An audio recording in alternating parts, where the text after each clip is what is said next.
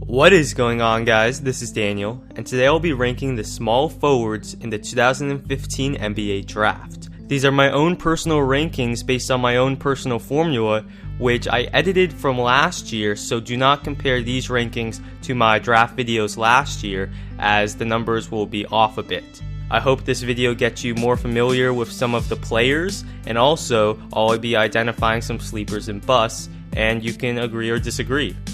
These are my rankings, and Mario Hezonja I listed as a shooting guard, so he is not here. To give some perspective on where these players rank on my overall big board, Winslow is number 3, and Sam Dekker is around number 20, so there's some perspective.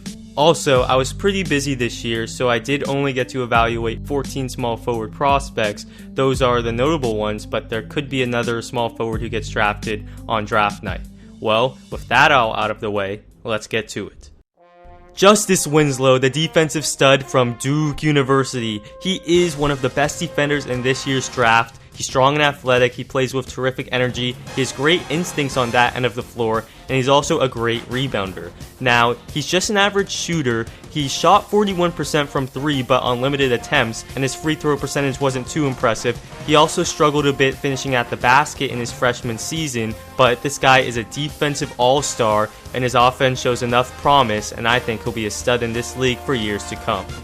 Rondae Hollis-Jefferson out of Arizona. Like Winslow, he is an elite defender. He's strong, athletic, he has a great motor, and he's also a great rebounder. Now, offensively, he's a mixed bag. He is a horrible shooter, and he also doesn't have the best scoring ability. But he also is a very good finisher around the basket, he is a decent passer, and I think his offensive game will be adequate enough where he can thrive in the NBA because of his elite defense. Stanley Johnson from Arizona as well, and he too is a very good defender, though I don't think he's on the level of defense as Winslow or Jefferson. He's a very strong player who's reasonably athletic, he's an outstanding rebounder, and he plays hard. Now, offensively, I'm not as high on him. His freshman season, he was a very poor finisher at the basket. He shot 40% around the basket, a very low number. He's a solid shooter, though not a great one, and he struggles at times creating for himself and getting to the basket, and his shot selection could be better. But his physical tools are impressive, and I think he'll be a solid pick in the top 12 or so. Kelly Oubre from Kansas, he is a legit 3-and-D guy. He's not a great shooter or a great defender, but he's solid in both of those areas and shows fantastic potential down the road.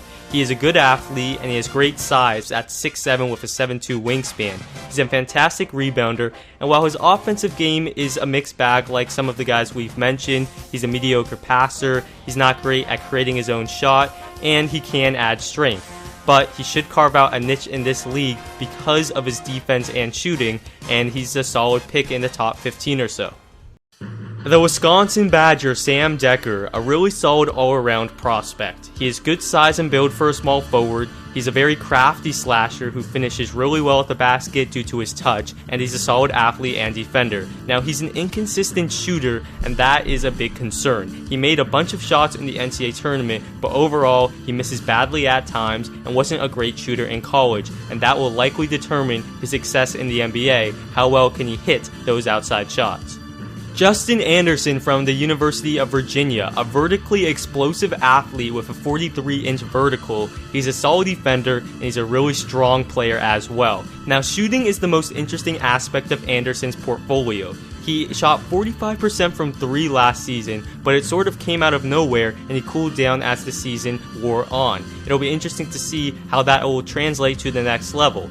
He's not the best creator off the dribble, and right now he's not definitively elite at one thing. He's not the youngest prospect either, so I don't think he's a sleeper, but late first round to early second, he's solid value. Cedi Osman from Turkey, an international prospect who's projected to be drafted in the second round. He has solid size at 6'8" for a small forward, he's fast in the open court though not vertically that explosive, and he's also a great passer who's very unselfish. He has a great motor and competes on defense, which makes him a solid defensive prospect.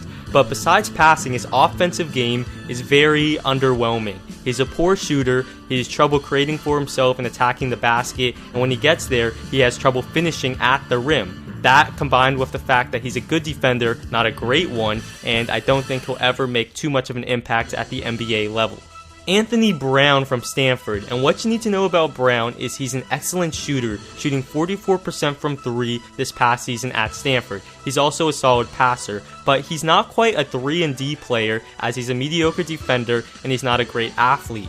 Offensively, he's pretty one-dimensional as he's not a great scorer and he has trouble finishing at the basket. Add in the fact that he's already 22 years old and there are certainly better options in the second round, and I think at this point he's very overrated.